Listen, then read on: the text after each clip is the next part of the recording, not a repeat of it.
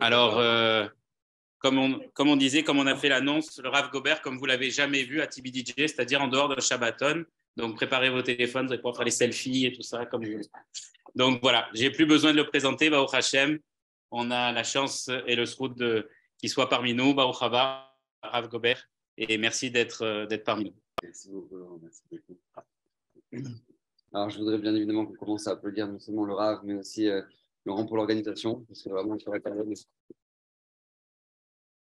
le shoot à Rav, merci beaucoup de me donner la parole dans la Beta Knesset à chaque fois, merci infiniment.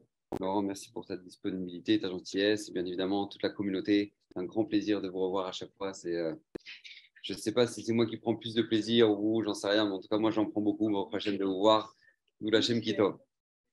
Alors, j'aimerais partager avec vous aujourd'hui une notion extraordinaire, une notion absolument magnifique qui peut véritablement non seulement transformer notre vie, mais transformer notre quotidien. Mais avant tout, j'aimerais dédier ces paroles de Torah pour la guérison complète, la Refoua Shlema de Moshe ben Rachama, Sultana bat Esther, Perisha bat Rina, et l'Abdil ben Chaim Lemetim, Lelu Nishmat Yael bat Avram.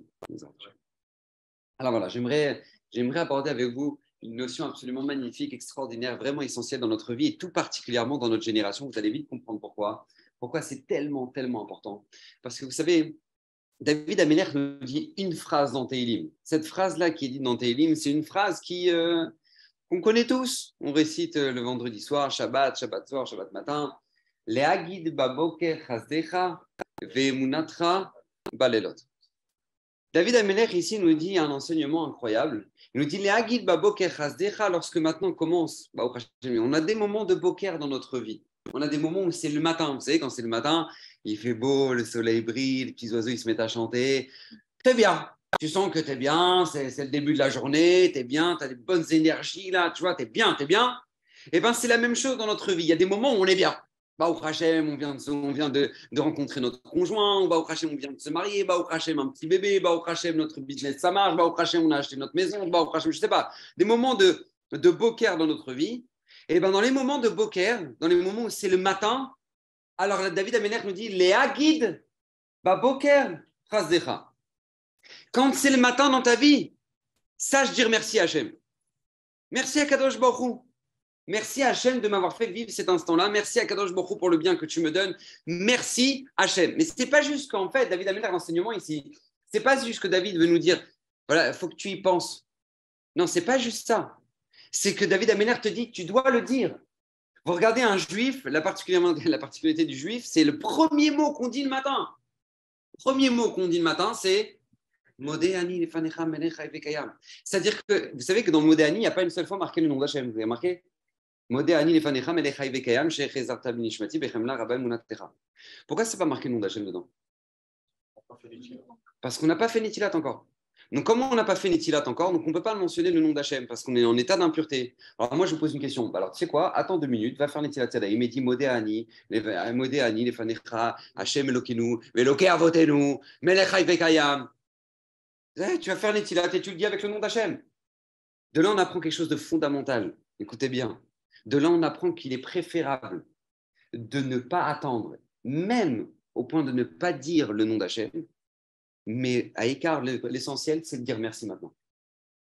Modéani lefanecha, le premier mot qui doit sortir de la bouche d'un juif le matin, c'est je te remercie. Vous savez que dans toute la tfila, c'est une halakha meforeshet.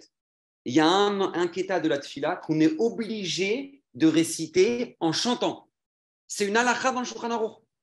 C'est pas de la chassidoute, c'est pas bien, c'est pas Baruch Hashem pour l'ambiance. Non, c'est une halakha qu'on est obligé de chanter ce morceau-là de la tfila tous les jours. Lequel? Mizmor Letoda. Mizmor Letoda, le Tehillim qui débute les psouké des Imra juste après Baruch Shamar. Mizmor Letoda, c'est une halakha dans le Shulchan Aruch qu'on doit le dire en chantant. Peu importe avec ton air, Mizmor Letoda, tu prends l'air du Titanic, tu fais ce que tu veux. Mais en tout cas, tu prends un air et tu dis Mizmor Letoda. Pourquoi? Parce que ça ne suffit pas de dire Mizmor Letoda, genre, servez Hachem Besimcha. D'accord? La traduction, c'est servez Hachem Besimcha. Tu peux pas dire ça comme ça. Tu ne peux pas dire ça comme ça. Tu dois chanter. Tu dois être bien. Pourquoi? Parce que tu remercies Akadosh Baruch Hu. Moi, je me rappelle, ce Teilim, là, Misement Letoda, c'est le Teilim numéro 100. D'accord? Ce Teilim-là, il est extraordinaire parce que moi, je me rappelle quand je me suis marié, quand je me suis fiancé, avec ma femme, qu'Hachem l'a béni jusqu'à 120 ans. Merci. Je gagne des points. Quand maintenant je me suis fiancé, je suis parti voir mon mashgiach de Yeshiva, Rav Kaplan. Et je lui ai dit, Rav, Baruch Hashem, je me suis fiancé au Doul Hashem. Et là, Rav Kaplan, il me dit, tu vas prendre le Teilim et tu lis le Teilim 100. Il me dit, tu vas prendre le Sefer Teilim et tu vas dire Mizmor Letoda. Et moi, bon, alors j'ai pris le Teilim, j'ai dit Mizmor Letoda, mais en fait, je n'avais pas compris l'impact de ce qu'il me disait. Quand il t'arrive quelque chose, un poker, il t'arrive quelque chose de bien dans ta vie, sache dire merci. C'est David Amener qui nous enseigne. Les Hagid, sors de ta bouche. Merci à Kadosh Baruch Hu. Merci Hachem. Mizmor Letoda. Nishmat Kol Chai. Comme vous voulez. Mais le dire de sortir de notre bouche, c'est tellement essentiel. C'est tellement. Vous savez, une fois, je ne sais pas si vous avez déjà entendu parler en Eretz Israël d'un très grand tzaddik qui s'appelle Rav Firer. Rav Firer, c'est un homme absolument incroyable. C'est un chassid de Belz. C'est un homme qui n'a jamais fait de médecine de sa vie, mais il connaît mieux que les plus grands professeurs. C'est un phénomène absolument incroyable, d'accord? C'est un homme qui me sauve des vies toutes les 5 minutes. C'est un homme que les gens viennent des 4 coins du monde pour lui demander des conseils, vers quel spécialiste se tourner, etc. Il a ouvert une grande association qui s'appelle Ezra Lamarpé. Et c'est un homme absolument phénoménal. Quand lui, il est proche de tous les grands d'Israël. Il était sur le lit au chevet de Rav Yashiv, de Rav Steinman, de Rav Chaim Kanevski, etc. À chaque fois, il passe par lui. Et les professeurs les plus grands d'Israël, voire mondiaux, qui ont soigné les tzadikim, eh ben, ils disent, mais c'est incroyable cet homme-là, il connaît mieux la médecine que nous. Il voit les résultats médicaux, il comprend en 2 secondes, il dit, voilà, vous allez voir tel médecin là-bas en Californie, toi pour ce truc-là, tu vas voir tel médecin là-bas à Ashkelon, et après ça pour ça. Et il conseille les gens du monde entier, c'est un homme absolument incroyable. À quel égard, il a un téléphone sur lui Shabbat, Rav Firer. Pourquoi? Parce que chaque question qu'il a, c'est des questions de pikuach nefesh, questions de vie ou de mort. C'est un homme incroyable. Rav Firer, c'est un homme incroyable. Et il a un cousin qui habite aux États-Unis. Et lui, lorsque maintenant il devait venir en Israël, ce fameux cousin, il lui dit, regarde, j'aimerais beaucoup qu'on aille au Kotel ensemble. Ça ne te dérange pas, on va au Kotel ensemble. Alors lui, il dit, regarde, moi, avec l'emploi du temps que j'ai, je ne sais pas, je ne peux pas te dire oui si on pourra aller au Kotel. Mais voilà, viens et si je peux, Bezrat Hashem. Ok. Maintenant, ce cousin, là, c'est quelqu'un de très, très fortuné. Et il arrive là-bas au Kotel et il dit au Rav Firer, est-ce que tu peux venir, etc. Il dit, ok, j'arrive. Il vient au Kotel et là, au moment où ils arrivent au Kotel, ils voient face au mur quelqu'un qui pleure, un homme qui pleure, mais pas, il pleure sa neshama. Il pleure. Et là, Rav Firer, il s'approche et il dit à son cousin, regarde, en général, quand une personne, elle pleure comme ça, c'est l'une des 2 raisons. Ou parce que cette personne-là est gravement malade, ou qu'il y a un sérieux problème de santé dans la famille, ou parce qu'ils ont un problème de parnassa. En général, les grandes lignes, c'est ou l'un ou l'autre.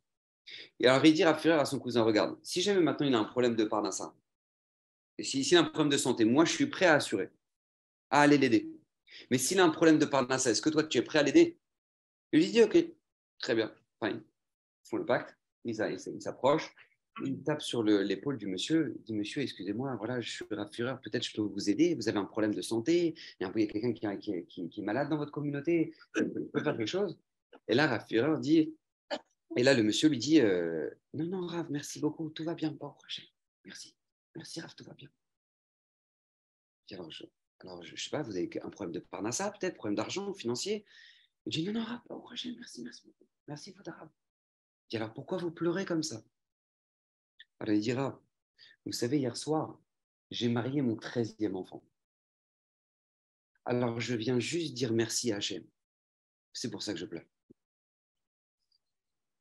Pourquoi je vous raconte cette histoire? Parce que bien souvent, on est capable de pleurer pour les problèmes qu'on a dans notre vie.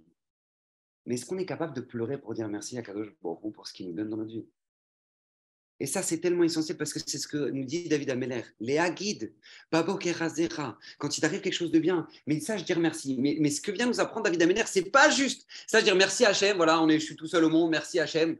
Mais David Ameller, la Torah nous apprend encore plus que ça. C'est quand il t'arrive quelque chose d'extraordinaire, pas seulement toi, tu le racontes, toi, Hachem, mais tu le fais savoir aux autres. Vous savez d'où on apprend ça? Du Korban Toda. C'est marqué dans la Torah, le Korban Toda, lorsque maintenant une personne, elle va au Hachem, elle a traversé la mer, et tout s'est bien passé, elle a traversé un désert, elle est sortie de prison, elle est sortie d'une maladie, etc. Et ben, on ramenait au Beit HaMikdash ce qu'on appelle un Korban Toda, un sacrifice de remerciement. Ok. Maintenant, nous dit la Torah, écoutez bien, pour manger le Korban Toda, donc déjà, il fallait le Korban Toda, en plus, il fallait ramener 40 pains. Ok? Et donc, tu as le Korban Toda, 40 pains, tu devais le manger en une journée et en une nuit, tout ça. Et comme les Chachamim sont venus, ils ont dit de peur que tu en arrives et tu vas dépasser le temps, donc c'est jusqu'à Chatzot, jusqu'à la moitié de la nuit. Donc, tu as un jour et une demi-nuit pour manger un Korban avec 40 pains. Alors, je ne sais pas si vous avez déjà fait une ambiance avec 40 baguettes, mais même si tu aimes les confitures, je ne sais pas, même si j'en sais rien, mais en tout cas, au bout d'un moment, tu satures. Et là, maintenant, tu ramènes un Korban Toda, ce n'est pas une baguette que tu ramènes, c'est des pains. 40 pains. Mais demande à Gemara, comment la Torah peut attendre d'un homme de faire un truc pareil? On ne peut pas manger tout ça. Nous dit la Gemara pour nous apprendre quelque chose de fondamental. Vous savez quoi? Pour nous apprendre que lorsque maintenant tu vas dire merci à Kadosh Baruch Hu, tu ne pourras pas manger tout ça. Donc tu es obligé de ramener des gens à ton repas. Tu es obligé de dire, excusez-moi, ça ne vous dérange pas? Vous venez participer avec moi à mon Korban Toda? S'il vous plaît, vous pouvez venir comme ça. Et à la fin, tout le monde vient. Il dit, bah, d'accord, ok, pas de problème. On arrive, ils viennent, ils mangent. Et là, il dit, mais pourquoi tu as dit un Korban? Et là, la personne devait raconter son miracle. Tout le but, c'était de faire connaître le miracle qui lui est arrivé. Ou le bienfait qu'Akadosh Baruch Hu lui a donné. Pas forcément un miracle, mais le bienfait qu'Akadosh Baruch Hu lui a fait. Et ça, c'est tellement extraordinaire parce que c'est ça tout le principe de la Seudat Hodaya. Pourquoi on fait un kidouche, on fait une Seudat, un repas de remerciement? C'est qu'il y a beaucoup de gens qui ratent l'essentiel. Ils font un repas de remerciement, ils font un grand kidouche, un grand truc, et ils ne prennent pas la parole. Mais tout le but, c'est de quoi? D'avoir fait tout ça, d'avoir fait la Seudat, d'avoir fait le truc, c'est que tu prennes la parole et que tu racontes. Voilà, je voudrais vous dire pourquoi j'ai fait la Seudat Hodaya, parce qu'il m'est arrivé telle ou telle chose, parce qu'on apprend ça du Korban Pessah. On a pas du Korban Pessah, du Korban Toda. On apprend ça du Korban Toda que lui devait raconter, le miracle qui lui est arrivé. Et pareil pour la bracha de Hagomel. Quand on monte au Sefer Torah, on dit Baruch Ata Hashem, Hagomel Chaim Tovot Shegamlani Kol Tov. Vous savez que c'est marqué dans le Shulchan Aruch que si une personne récite Hagomel et qu'il n'y a pas 10 hommes qui l'ont entendu, il n'a pas fait la bracha. Parce qu'il faut minimum qu'il y ait 10 hommes qui ont entendu que tu dises Hagomel. Pourquoi? Parce que les Hagid Babo Kechazdecha, c'est pas juste que toi tu as vécu quelque chose d'extraordinaire, mais tu le fais savoir aux autres. Que Baruch Hashem, tu as connu dans ta vie quelque chose d'incroyable. Mais vous savez combien la Torah ici nous forme à avoir une vie, mais c'est une formation au bonheur dans la vie. Je vous assure que ce que la Torah attend de nous là ici, c'est une formation à être heureux dans notre vie. Parce que ça doit être un réflexe qu'on doit avoir dans notre quotidien, dans notre maison. On doit être capable de se lever le matin et dire oh, merci Hachem, quelle belle journée les enfants. Qu'est-ce que c'est beau. Mais que tes enfants, ils entendent ça. Que tu ouvres le frigo, que ton frigo, il est plein, et tu dises devant tes enfants. Les enfants, regardez, Baruch Hachem. Merci Hachem, le frigo, il est plein. Vous savez pourquoi c'est essentiel? Parce qu'on a fait grandir une génération où maintenant les enfants, ils ouvrent le frigo. Il n'y a rien à manger. Attends, je n'ai pas compris. Comment il n'y a rien à manger? Il est plein le frigo. Tu vois pas, on ne sait même plus où mettre les trucs dans la porte. Comment c'est possible? Comment tu peux dire il n'y a rien à manger? Il n'y a rien à manger. C'est pas qu'il n'y a rien à manger. Il n'y a pas ce que tu aimes. C'est différent. Mais ils disent quoi? Ils disent il n'y a rien à manger. Mais pourquoi? Parce qu'en fait, on n'a pas formé nos enfants. Et c'est tellement important de savoir dire merci sur ce qu'il y a. Merci sur ce qu'il y a. Quand on prend nos enfants à l'école et qu'on les dépose en voiture et qu'il pleut, on doit s'arrêter, on doit ralentir devant les stations de bus et dire à nos enfants, regardez, les enfants, je veux que vous regardiez ce qui se passe. Regardez, il y a ces gens-là, ils sont sous l'arrêt de bus et il fait froid et ils attendent le bus. Et vous, papa et maman, ils vous déposent à l'école en voiture. Mais ce n'est pas normal. C'est pas normal. Il faut savoir dire merci à Hachem pour ça. Parce que c'est une bonté qu'Hachem vous a donnée. Il faut savoir dire merci à Kadosh Baruch Hu pour ça. Moi, la dernière fois, ma fille, de nos filles, elle est partie à l'école, elle avait oublié sa carte de bus. Donc, ma femme, elle l'avait déposée le matin à l'école, et quand elle devait revenir, elle cherche sa carte de bus. Elle cherche dans son sac, elle ne trouve pas la carte. Donc, elle est embêtée, elle cherche. Le bus, il arrive. Elle dit, bah, c'est pas possible, c'est au fond de mon sac. Donc, elle monte dans le bus, elle s'assoit, elle cherche, elle ne trouve pas sa carte. Et à côté d'elle, il y avait une Bachoura, une jeune fille. Elle est assise juste à côté. Et la jeune fille, elle regarde ma fille, elle dit qu'est-ce que tu as, qu'est-ce que tu cherches comme ça? Elle dit bah, je ne trouve pas ma carte de bus. Alors, alors elle dit c'est pas grave, t'inquiète pas.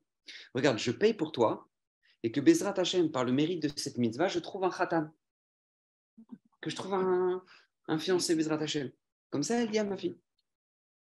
Donc elle rentre à la maison, ma fille, elle me dit papa, tu sais pas quoi, hein, il est arrivé avec un truc incroyable à Israël, c'est trop beau.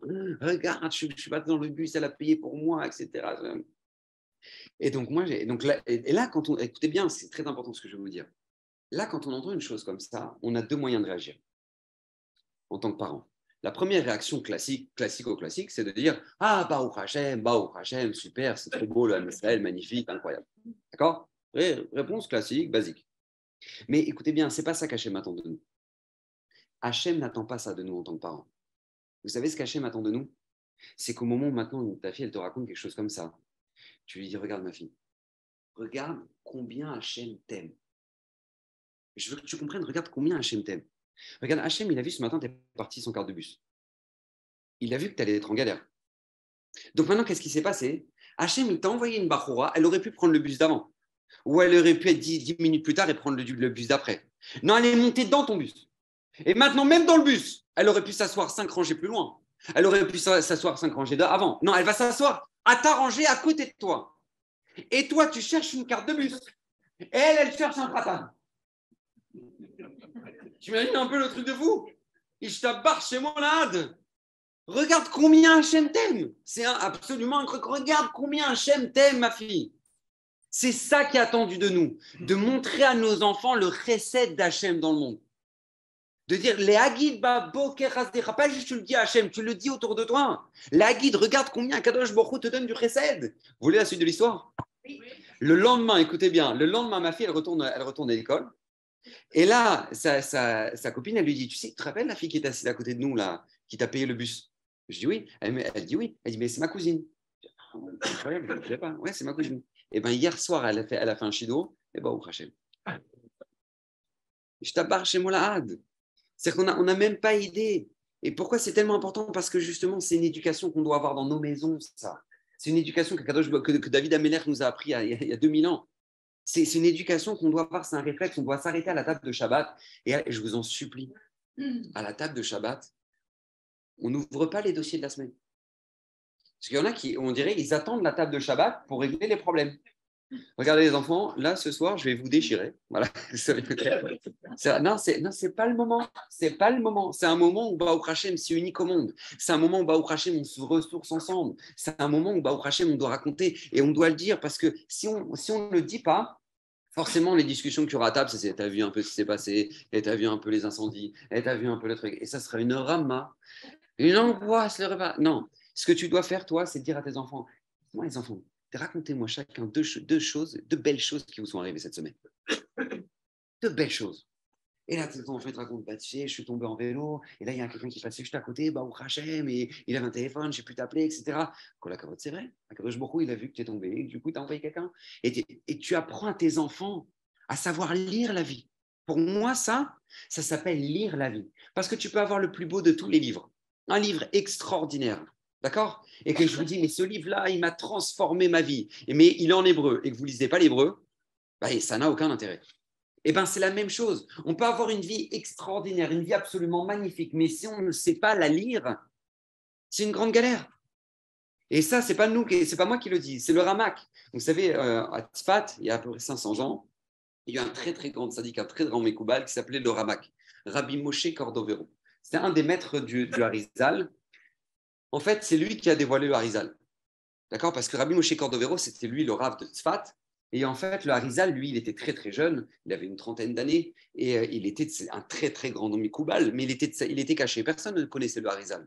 Et pourquoi le Harizal ne voulait pas se dévoiler? Parce qu'en Kabbalah, il était arrivé encore à un niveau au-dessus que le Rabbi Moshe Cordovero. Donc lui, il voulait rester en mode sous-marin. Personne ne me connaît, etc. Et le Ramak, il a dit quelques jours avant de quitter ce monde, il a dit, sachez une chose, regardez, je ne vous dis pas où vous allez m'enterrer, je ne vous dis pas où vous allez m'enterrer. Mais par contre, la personne qui verra là où je dois être enterré, c'est elle qui me succédera. comme ça il a dit. Donc le Ramak, il a quitté ce monde, il ne savait pas où l'enterrer. Et là, le Harissa, il arrive, il dit, mais qu'est-ce que vous attendez pour l'enterrer? Il dit, mais on ne sait pas où l'enterrer. Mais vous ne voyez pas la colonne là-bas? Ah bah non, non, on ne la voit pas, non. Et là, ils ont compris en fait la grandeur du Harizal. Et comme ça, le Harizal s'est dévoilé dans le monde, sinon ils ne connaissaient pas. D'accord. Le Ramak, il a écrit un livre, une de ses œuvres, plusieurs livres il a écrit, mais une de ses œuvres, c'est le Sefer Elima. D'accord. Dans ce Sefer-là, Rabbi Moshe Cordovero nous parle entre autres de ce qui se passera à la fin des temps. Et il dit quelque chose d'absolument incroyable, écoutez bien. Il dit, à la fin des temps, il y aura tellement de souffrances dans le monde que les gens en arriveront à être blasés de la vie. Comme ça, il dit. Les gens seront dégoûtés de la vie. À tel point que les gens ils passeront à côté d'un mur et disent, mais Hachem, fais tomber le mur, que je meure. J'en peux plus. C'est quoi cette vie?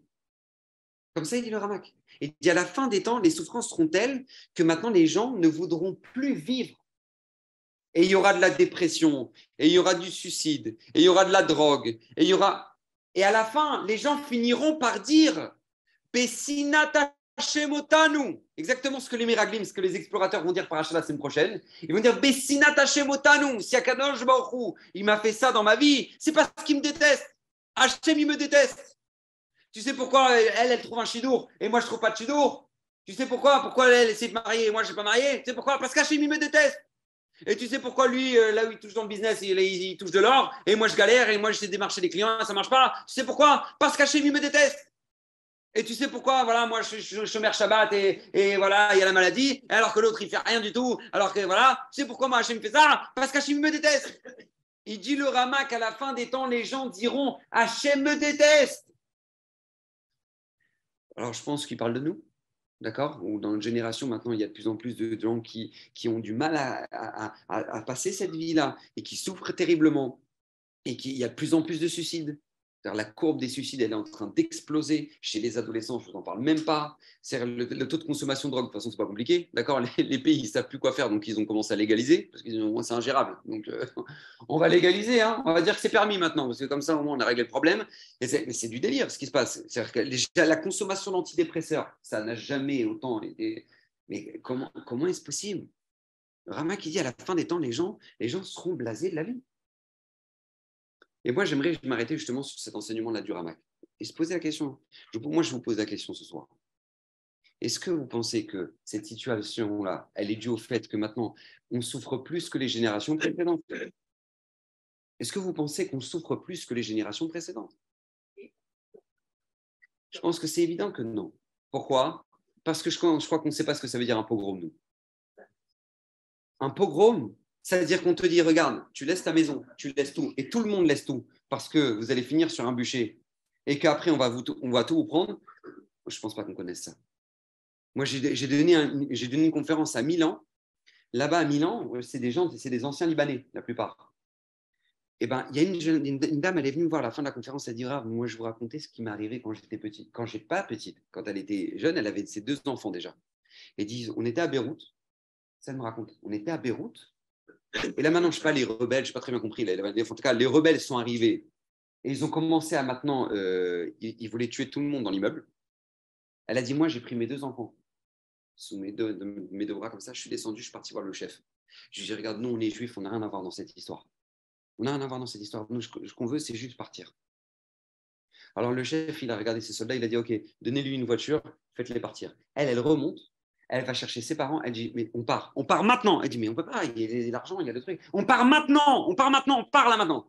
Donc ils prennent les affaires, ils vont voir la tante en dessous, ils disent, on part. La tante, elle dit à son mari, regarde, c'est dangereux, toi tu restes dans l'appartement, tu gères les biens, nous on part. Et donc ils sont partis, 10 minutes plus tard, ils ont tué tout le monde dans l'immeuble, y compris le tonton. Et elle, ils sont partis à l'aéroport, ils ont pris le premier avion, ils sont partis. C'est-à-dire que quand tu vois ça, est-ce que nous on a vécu des choses pareilles? On sait ce que ça veut dire, nous, la famine. La famine. C'est-à-dire qu'il n'y a rien à manger. Rien. C'est-à-dire que tu as de l'argent. C'est pas que tu n'as pas d'argent. Tu as de l'argent, mais il n'y a rien à manger.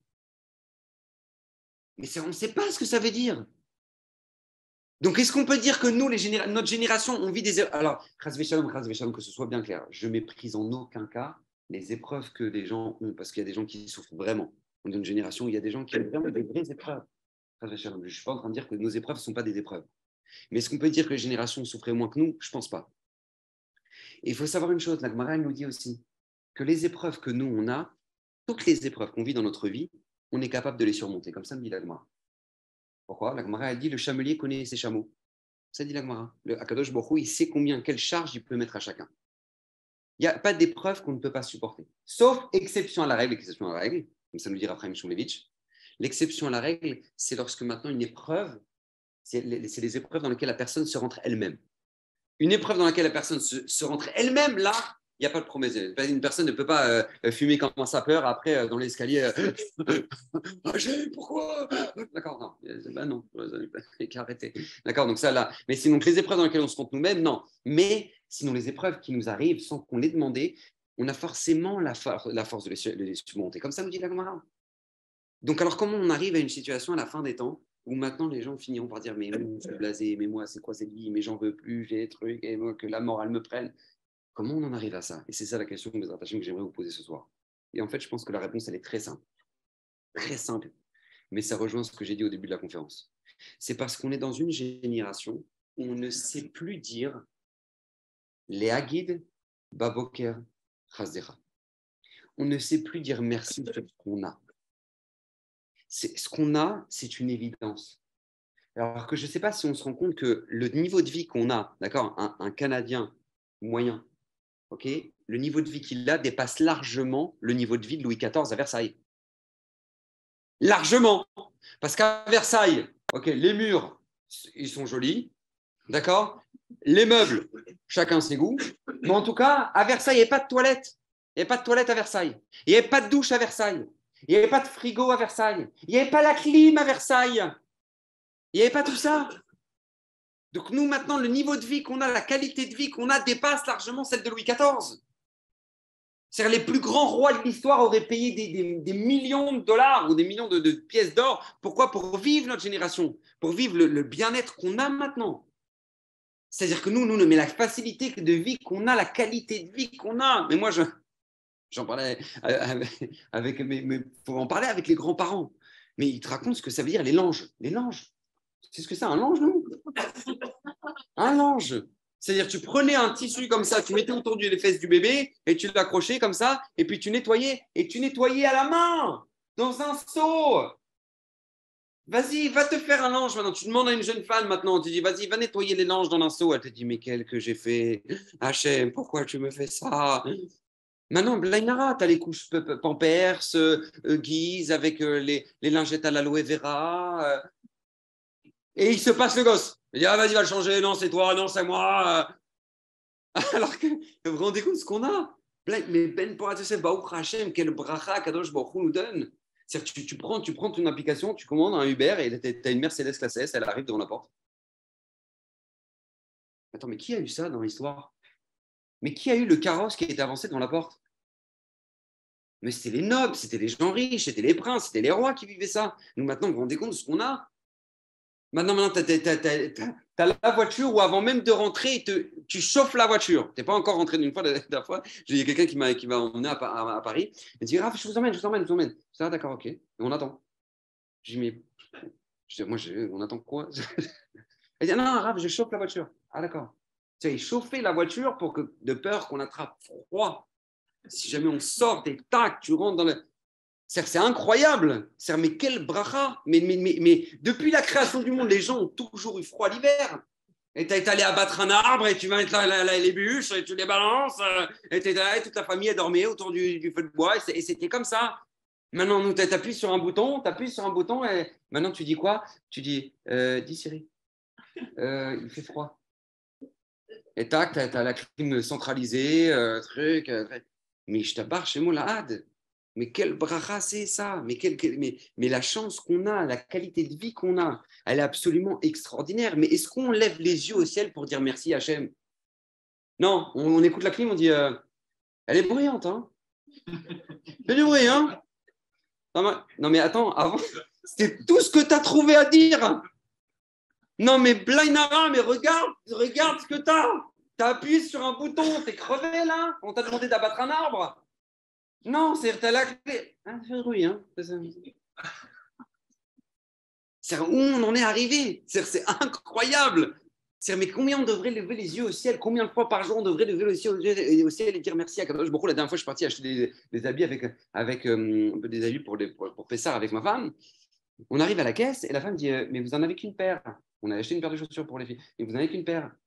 Ah oui, on en a choisi qu'une. On en a qu'une. Ah non, mais vous n'avez pas vu. Il y en a deux pour le prix d'une. On en a deux pour le prix d'une. Mais nous, c'est normal. Ah oui, bah oui, c'est ok. Bah, je vais le chercher alors. Mais d'où ça sort, ça, deux pour le prix d'une? Mais vous vous rendez compte, depuis la création du monde, les gens, la grande sœur, elle fait passer les chaussures à la petite sœur, et la petite sœur, et la petite sœur, et toi, tu arrives, tu dis, deux pour le prix d'une, bah, pas de problème.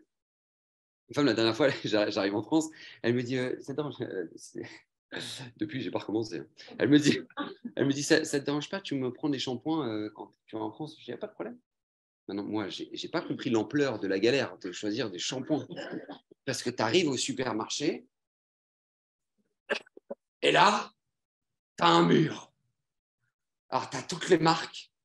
Alors, shampoing pour cheveux colorés cassants.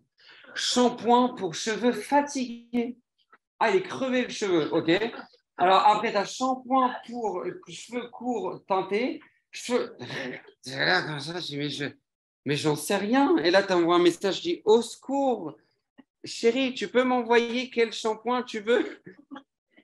Mais Blainara, mais Ishtabar, chez Molahad, vous vous rendez compte un peu qu'elle. Et alors maintenant, je ne vous parle même pas des odeurs. Alors, tu as l'odeur des cassis, des prés, des trucs, et tu as l'odeur des thym, des marins, des trucs. C'est-à-dire, tu connais même pas la plante, mais tu en fais un shampoing déjà. C'est incroyable. Blainara. Mais ce qu'on vit est incroyable. Ce qu'on vit est incroyable. Et maintenant, tu as deux pour le prix d'un. Mais non, vous savez, quand on s'est marqué deux pour le prix d'un, on devrait dire, mais merci Hachem. Je suis venu pour en acheter un. Et Hachem, il a pensé à moi, il m'a dit non, pas un, deux. Tu te rends compte un peu? Normalement, on devrait dire mais non, nous, on en prend deux. Heureusement, avec le prix qu'ils font là, les gratteurs là. Mais dis merci Hachem, t'en as deux pour le prix d'un. T'aurais pu venir une semaine avant, il y en avait qu'un. Et une semaine après, t'en avais qu'un. Et non, t'en as deux. Merci Hachem. Merci Hachem. Mais on a perdu ce réflexe-là. Parce que vous savez, on vit dans une société de consommation. Et c'est quoi la base du principe de la société de consommation? C'est de te faire comprendre que ton bonheur, tu ne l'as pas encore.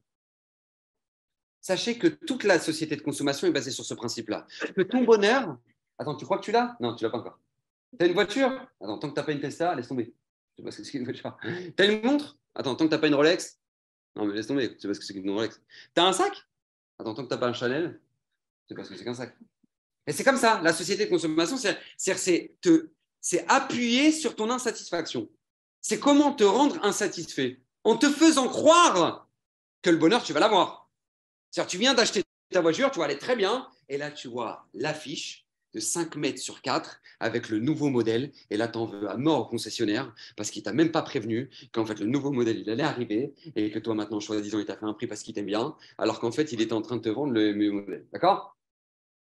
Mais au lieu de ça, tu dis. Donc, en fait, ce que tu as une angoisse, tu dis, ouais, c'est tout, bah voilà, c'est ma voiture, c'est ce que j'ai, et puis voilà, c'est comme ça. Et puis, tu as l'iPhone 13. Tu sais pas qu'il y a le 14 qui est sorti. Et tu sais pas que le 15, il sort là. Laisse tomber. Alors. Donc, en fait, on te fait vivre un bonheur. Mais comment on peut croire un truc pareil? C'est-à-dire on te fait vivre. Regarde, tu vas être heureux, mais insatisfait. Et comment ça peut marcher? Bah, ça marche pas. Mais en tout cas, voilà, les Hachem. Et c'est absolument incroyable ce qu'on vit. Parce qu'en fait, on n'appuiera jamais dans notre société sur la chance de ce qu'on a. Par contre, on appuiera toujours sur ce qu'on n'a pas encore. Tu ne sais pas ce que c'est que des vacances si tu n'as pas été à Dubaï. Tu ne sais pas ce que c'est que des vacances si tu n'as pas été à Miami. Tu ne sais pas ce que c'est des vacances. Et c'est comme ça. On alimente l'insatisfaction. Mais vous savez où est-ce qu'on en est arrivé? Maintenant, on peut répondre à la question du Ramak. Rabbi Moshe Cordovero, écoutez bien.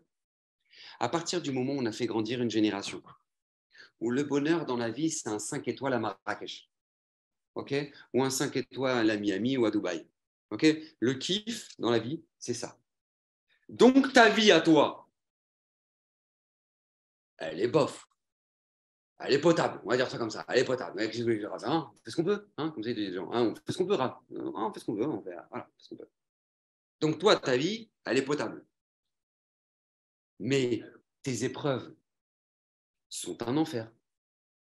Parce qu'à partir du moment où tu as mis la barre, c'est un 5 étoiles à Dubaï, à Marrakech, toi, donc ta vie, elle est potable, donc tes épreuves sont un enfer. C'est comme ça. Alors qu'en fait, c'est pas comme ça le bonheur. C'est pas comme ça que ça marche. C'est qu'il y a énormément de gens que, par exemple, la dernière fois au crash boursier à New York, d'accord, tu avais des traders, ils étaient encore millionnaires, ils se sont suicidés dans leur bureau. Alors qu'ils sont millionnaires. Et ils se sont suicidés dans leur bureau. Pourquoi? Parce qu'ils ont mis la barre tellement haute dans le bonheur que même si maintenant ils ont bien plus que ce que le reste du monde a, c'est plus assez. Et ils ont mis fin à leur jour.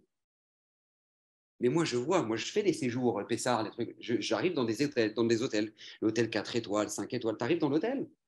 Mais j'entends les parents qui se plaignent. Mais les parents, ils se plaignent. Je dis, voilà, ils ont mis que ça comme serviette. Non, mais sérieux, ils ont cru qu'on était célibataires ou quoi? Mais d'où ils sortent? Non, mais voilà, et ça, les savons. Mais c'est pas possible, ça, parce que c'est des savons. Mais t'entends les parents, ils sont à la table avec leurs gosses, ils sont en train de se plaindre de ce qui se passe à l'hôtel. Mais quand t'as élevé ton enfant en lui montrant qu'on peut se plaindre d'un hôtel 5 étoiles ou 4 étoiles, mais tu crois que tu as fait quelqu'un qui sera heureux? Mais je vous assure d'entrée que c'est vadaï que non. Parce que quand un enfant il a vu qu'on peut se plaindre d'un hôtel 4 étoiles, et ben quand lui maintenant, et je rigole pas, c'est ce qui se passe maintenant dans les Shalom Bayit. C'est-à-dire quand maintenant lui il arrive dans la douche et qu'il n'y a pas le gel douche, il dit il est où le gel douche? Je me douche comment? Avec de l'eau? Alors la femme m'a dit je sais pas, moi j'ai oublié qu'il y avait le gel. Mais je te l'ai dit. Ouais, mais c'était pas au bon moment. Ouais, d'accord, alors je peux le dire quand là maintenant? Il n'y a pas le gel douche. Comment je me douche? Mais j'en sais rien moi, débrouille-toi. Maintenant c'est devenu. Mais la simplicité d'aller chercher un gel douche, maintenant c'est devenu un enfer. Parce que c'est pas normal, pourquoi il n'y a pas de gel douche? Mais comment vous l'expliquez à quelqu'un qui a grandi en voyant ses parents se plaindre dans un hôtel que maintenant, quand il n'y a pas de gel douche à l'âge de 20 ans ou à l'âge de 30 ans quand tu es marié, eh ben, c'est quelque chose qui est normal, ça arrive. Mais c'est ça le problème, c'est que quand on a mis la barre tellement haute dans le bonheur, eh ben, notre vie, bah, elle est potable et nos problèmes sont un enfer. Sont un enfer, alors que ce n'est pas comme ça la vie. La vie, c'est pas comme ça. La Torah te dit, regarde, ce que tu es en train de vivre, la vie que tu as toi tous les jours, c'est la plus merveilleuse vie que tu puisses avoir sur cette planète. Comme ça, la Torah attend de nous qu'on vive. La Torah, tu regardes, tu vois ce que tu es en train de vivre là maintenant, cet instant-là, là, il est extraordinaire. Merci Hachem. Merci à s'arrêter et savoir dire merci Hachem. Vous savez, ils ont fait une enquête sur les astronautes. C'est incroyable. Ils ont fait une enquête sur la vie des astronautes. D'accord, les astronautes représentent quand même des gens qui ont réalisé un rêve dans leur vie. D'accord, réaliser un rêve d'enfant que peu de gens peuvent réaliser. Ils sont partis dans l'espace, ils ont vu la Terre. Okay. Donc maintenant, qu'est-ce qui se passe? Eux, ils sont revenus. Ils se sont rendus compte que la majorité des astronautes qui sont revenus sont suicidaires, se droguent, ou sont alcooliques, ou sont sous antidépresseurs. Et après, eux, ils se sont posé la question, ils disent, mais comment c'est possible? Pourquoi on ne parle pas d'un joueur de foot en fin de carrière, d'accord, bon, ils ne savaient rien faire d'autre que de taper une balle. Mais on parle quand même de gens qui sont quand même équilibrés, qui ont bossé, qui, d'accord, des gens, et ils finissent leur vie dépressifs, alcooliques, comment c'est possible? Et en fait, ils se sont rendus compte, vous savez quoi? Qu'en fait, ce sont des gens qui ont basé tout leur bonheur sur une mission à réaliser. Mais ils ont perdu le goût de ce que ça veut dire de s'asseoir à table avec sa femme, de s'asseoir à table avec ses enfants, qui est ce qu'on appelle le véritable bonheur dans la vie. Ils n'ont plus de sens là-dedans. Parce que pour eux, le bonheur, c'est quand maintenant tu seras parti dans l'espace et que tu auras vu la planète Terre de là-haut. Donc la simplicité de la vie, ils ne l'ont plus. Donc quand ils reviennent ici, tout est fade. Tout est fade. Alors que la Torah, elle nous dit, quand tu commences une journée, tu récites tes brachot le matin. Une des brachot qu'on récite, vous savez ce que c'est? Baruch ata Hashem Elokeinu melech haolam, she'asali kol tzorki. C'est-à-dire que tu commences ta journée, tu dis à Kadosh Baruch Hu, merci, j'ai tout. Tu commences ta journée en disant à Hachem, merci. Tu m'as tout donné. Mais si on ne le ressent pas, faites attention parce que c'est dangereux. Ça veut dire que c'est bracha levatala. Parce que si tu es en train de te plaindre toute ta journée, mais après le matin, tu fais voilà, ça ne va pas le faire là. Ça ne va pas le faire. Parce que tu es censé ressentir que Akadosh Baruch Hu t'a tout donné. Et c'est ce qu'on est recensé. Vous savez, et après, une fois que tu ressens que ta vie, elle est extraordinaire. Alors, je peux vous assurer, tout ce que vous recevrez en plus, ça sera au doula Shem Kitov. Et les problèmes, ce sera normal. Parce qu'avoir des problèmes, c'est normal dans la vie. Avoir des problèmes, c'est normal. Moi, une femme, elle est venue me voir, un jour, elle m'a dit ah, je ne pourrais pas avoir une vie normale. Je dis mais c'est quoi une vie normale, madame, pour vous? Je sais pas, c'est une vie où, voilà, je sais pas, je n'ai pas de problème de chambaït, j'ai des problèmes dans l'éducation des enfants, j'ai des problèmes de l'éducation des enfants, j'ai des problèmes dans la santé, pas de problème dans la santé, des problèmes dans la parnassa. Une vie normale. Moi, je demande juste une vie normale. Ouais. Je dis, madame, je ne sais pas qui vous a vendu qu'une vie normale, c'est une vie sans problème, mais il vous a arnaqué. Je vous dis d'entrée, si un jour, il y a un rabbin, un baba ou un je sais pas quoi, ou un admour qui vient et qui vous dit, vous n'aurez plus de problème, barrez-vous en courant. Rappelez-vous ce que Rav Gobert a dit, barrez-vous en courant, parce que ça n'existe pas.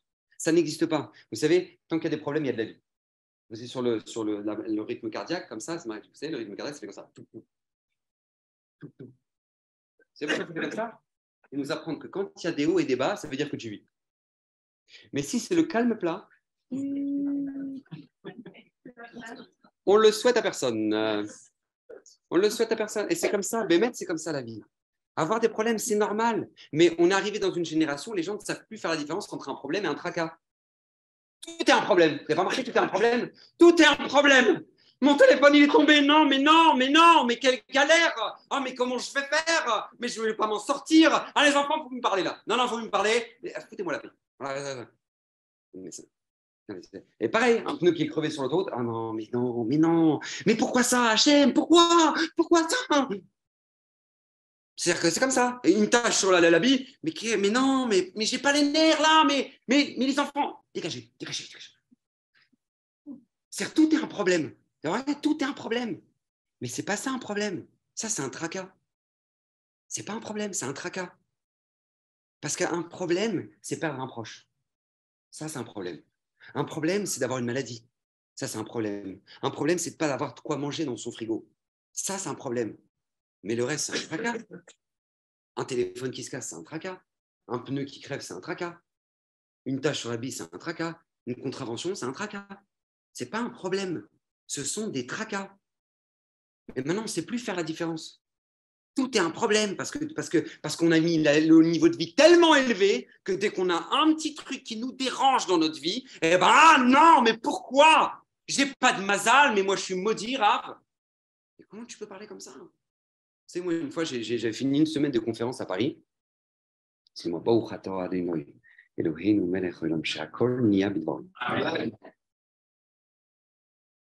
J'avais fini une semaine de conférence à Paris et je devais prendre le vol de El Al 3 heures de l'après-midi. J'arrive là-bas dans l'avion. Et donc déjà, c'est des très gros avions comme ça pour embarquer tout le monde. C'est le temps que ça prend. Okay, parce qu'après, on croit que vous avez des gros avions ici. donc voilà, donc ça prend le temps que ça prend. Tu montes dans l'avion, tu t'installes. Et là, au moment de partir, au moment de faire marche arrière, ils disent problème dans le réacteur. Problème dans le réacteur, ça ne fonctionne pas. Réacteur gauche qui ne marche pas. Ils disent alors, on va regarder, on va ramener l'équipe technique, on vous demande d'attendre patiemment, etc. Tu imagines, tu dis à des Israéliens, on vous demande d'attendre patiemment. Khalom tov, khalom shalom, ok, bon. Donc maintenant, qu'est-ce qui se passe? Donc là, ils sont en train de vérifier les réacteurs, ils vérifient les réacteurs, etc. Bon, ça ne marche pas. Écoutez, on va faire venir l'équipe technique de Boeing. Tac, on fait maintenant, tu as 2 heures qui passent, 3 heures qui passent. Maintenant, ils ne servent pas les repas, les plateaux repas. Parce que tant que ça ne vole pas, on ne peut pas sortir les plateaux repas. Parce que c'est cachère que dans l'air. Non, je rigole, mais je ne sais pas pourquoi. En tout cas, ils n'ont pas le droit de te servir des plateaux repas. Donc, en tout cas, du coup, tu imagines la guerre. Tu as les enfants, les bébés qui pleurent, le truc. En tout et pour tout, entre le moment où on est rentré dans l'avion, le moment où on a dû ressortir de l'avion parce qu'on n'a pas pu partir, 6 heures. 6 heures à attendre dans l'avion. Vous imaginez, tu es au top. Déjà, tu as passé 6 heures dans l'avion pour rien. Et en plus de ça, tu ressors, tu attends tes valises. Ah, ça t'a l'angoisse déjà. Tu attends tes valises alors que tu n'es pas parti. C'est sympa comme sensation. Donc là, j'attends les valises. Je me dis, quelle galère. Moi, je voulais revoir ma femme, mes enfants, rentrer chez moi. J'étais sur les genoux. Et là, il y a quelqu'un qui vient me voir. Il me tape sur l'épaule, il dit, Rav Gobert, excusez-moi. Regardez, j'ai un problème. Je dis, qu'est-ce qui se passe? Il dit, j'ai le corps de ma mère dans l'avion. Qu'est-ce que je dois faire? Parce qu'il partait en Israël pour enterrer sa mère. Et là, j'ai compris que moi, je n'ai pas de problème. J'ai un tracas. Lui, il a un problème. Mais nous, le problème, c'est que tout est un problème. Et c'est justement ça le devoir qu'on doit avoir dans notre. De dire non, je me pose, vous regardez maintenant, on est dans une génération où les arrêts maladie, c'est devenu la mode. C'est devenu la mode d'être en arrêt maladie. Pourquoi? Parce que je suis surpassé, j'en peux plus. Alors que des fois, on se dit, mais pourquoi? Comment c'est possible? Nos grands-parents, ils avaient des arrêts maladie au Maroc, en Tunisie, en Algérie. Ils diraient à leurs gosses, regardez les enfants, là, je suis pas bien. Je vais faire 2 semaines de cure thalasso. Ça n'existait pas. Ça n'existait pas. Et maintenant, on se retrouve dans une génération où on a de plus en plus de choses et on se plaint de plus en plus. C'est une absurdité incroyable. Et c'est ça que nous dit Rabbi Moshe Cordovero. C'est ça qui nous dit le Ramak. C'est qu'on va arriver à la fin des temps. C'est pas qu'on a des épreuves qui sont insurmontables, mais c'est qu'on a perdu la capacité de savoir gérer nos épreuves. C'est pas sait pas que nos épreuves sont insurmontables, mais c'est qu'on on ne sait plus comment les gérer. Et ça, c'est le cadeau que nous dit David Ameller. En un pasouk. Les Hagid, Baboker, Chazdecha. Sache dire merci à Kadosh Baruch Hu dans ta vie. Et là, tu peux comprendre la suite du pasouk. Ve'emunatra balelot. Et tu auras la emuna quand viendra la nuit. Vous savez que normalement, David Ameller, il aurait dû dire l'inverse. David Ameller, il aurait dû dire quoi? Non, je sais pas, dans le calendrier juif. Oui, la journée, elle commence par la nuit. Donc normalement, il aurait dû dire Emunatra balelot ou les Hagid, Baboker, Chazdecha. Et même dans la logique de la vie, il t'arrive des galères, tu es dans la nuit, tu comprends rien, tu as confiance en Hachem. Et là maintenant, oh Hachem, le soleil se lève. La guide Baboker Hasecha. Ça aurait dû être comme ça. David Ameller ne nous dit pas le verset comme ça. David Ameller nous dit les Hagid Baboker Hasecha. Et ensuite, les Munach Rabalelot. Parce que quand tu sais dans ta vie dire merci à Kadosh Baruch Hu pour ce qu'il te donne, lorsque maintenant tu sais t'arrêter et dire Ishtabar Shemolad, merci à Kadosh Baruch Hu pour ce que tu me donnes chaque instant de ma vie, et non seulement tu le vis, mais non seulement tu le fais savoir, et non seulement tu éduques tes enfants à ça, et non seulement tu vis comme ça, c'est un mode de vie, et bien à ce moment-là, quand viendra les moments de nuit, les moments d'obscurité, les moments d'incompréhension, tu auras la Emouna. Parce que c'est comme les superchargeurs Tesla. Tu vois, tu as rechargé la batterie. Tu as rechargé, tu as tellement ressenti qu'Hachem t'aime, Même le moment où maintenant, bah là, tu n'as pas de chargeur, mais tu as besoin de pomper sur la batterie, et ben tu en as de la batterie. Tu en as de la batterie parce que tu as su charger. Quand est-ce que tu as chargé? Au moment où maintenant tu t'es alimenté sur le fait que Kadosh Baruch Hu, il est là. Kadosh Baruch Hu, il te dirige. Kadosh Baruch Hu, il est là, il est à tes côtés. Et c'est comme ça que ça fonctionne. Ça, c'est un cadeau incroyable. Qu'au moment où on passe des difficultés, parce qu'on en passe tous des difficultés dans notre vie. Et c'est pas parce que maintenant on a des difficultés, ça veut dire qu'on n'a pas de chance, qu'on n'a pas de mazal, les trucs, et machin, et on va avoir des mécoubas, les rafs, faites-nous un truc, je sais pas ce qui nous arrive. Non, on a tous des galères. On a tous un dossier dans la vie. On a tous notre dossier. Mais comment tu peux le passer ton dossier à partir du moment où Hachem, tu as de la batterie, tu as de l'autonomie. Tu as de l'autonomie. Vous savez, le Divrei Chaim Mitzans, c'est bien cette histoire incroyable. Le Divrei Chaim Mitzans, surtout Yagan Alenu. Lui, un jour, il voit son fils, 42 de fièvre, il montre son enfant de 5 ans, pas bien du tout. Il s'est chopé une maladie, je ne sais pas laquelle, mais son fils, il part en 2 jours. Il perd son fils de 5 ans au milieu de Divrei Chaim Mitzans. En pleine nuit, à 3 heures du matin, on passe dans tout le village, on annonce le Rébé vient de perdre son fils, enterrement tout de suite. Tout le monde vient, ils enterrent l'enfant, et le Divrei Chaim Mitzans, il vient pour venir faire la tfila le lendemain matin. Et au moment où il arrive pour faire la tfila, pour être le Chazan, il prend la parole devant tous ses racines. Il dit, vous savez, cette nuit, vous savez ce qui m'est arrivé? Eh bien, je vous dis, il y a quelqu'un qui est venu dans mon dos et qui m'a frappé très fort. Ah! Et vous savez, quand on nous frappe très fort dans le dos comme ça, on a fait très mal. Ah! Le réflexe, c'est quoi? Tu tournes et tu te dis, mais qui c'est qui me fait mal comme ça? Qui c'est qui m'a frappé comme ça? Et là, au moment où je me suis retourné, j'ai vu que c'est le maître du monde qui m'a frappé dans le dos. J'ai vu que c'est celui qui m'aime le plus au monde qui m'a frappé dans le dos. C'est comme lorsque maintenant quelqu'un t'a frappé dans le dos comme ça, bam, t'as fait très mal, et là tu vois un ami que t'as pas vu depuis 20 ans. Comment ça va? Comment tu vas? Et là, d'un coup, toute ta douleur, elle part. Pourquoi? Parce que tu sais que c'est ton ami qui t'a frappé, parce qu'il est heureux de te revoir. Et dit Ibrahim Mitzans, moi, quand je me suis retourné cette nuit, j'ai regardé qui m'a frappé dans le dos, qui m'a fait ce que j'ai eu cette nuit. J'ai vu que c'est Avishé Bachamel, mon père qui est dans les cieux, celui qui m'aime le plus au monde. Maintenant, on peut commencer la tefila. Odula Doche. Comment il a su passer une épreuve pareille? Parce qu'il avait de la batterie pour la passer. Parce qu'il était sûr. Moi, j'ai eu la chance d'habiter à côté d'un Rav qui s'appelait Rav Reuvenberger à Newark. Rav Reuvenberger, un homme qui a perdu 3 de ses enfants. Non, qui a perdu tous ses enfants dans la Shoah avec sa femme. Il a tout perdu. Sa femme, ses enfants, il a tout perdu. Il monte en Eretz Israël, il se remarie. Il a 3 filles. Quand ses filles ont 10, 11 et 12 ans, sa femme quitte ce monde une nouvelle fois. Quand ils ont ramené la camionnette avec le corps de sa femme dans la rue pour faire les spédimes, pour faire les oraisons funèbres, le Rav Reuvenberger a pris la parole. Il a dit à Kadosh, pendant la Shoah, tu m'as pris ma femme et tous mes enfants. Je suis monté en Eretz Israël. Je me suis marié.